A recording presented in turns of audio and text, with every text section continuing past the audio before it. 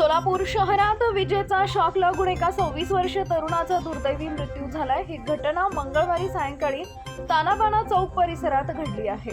सोलापूर शहरातील भवानी पेठेतील शाहीर वस्ती इथं राहणारे सूरज शिवाजी शिंदे वय वर्ष 26 असं मृत तरुणाचे नाव आहे।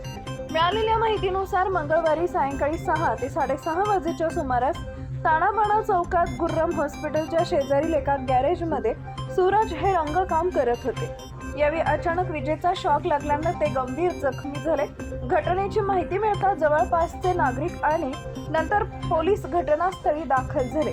सूरज यांना तात्काळ सोलापूर येथील शासकीय रुग्णालयात अर्थात सिव्हिल हॉस्पिटलमध्ये दाखल करण्यात आले, मात्र उपचारापूर्वीच त्यांचा मृत्यू झाल्याचे डॉक्टरांनी सांगितले।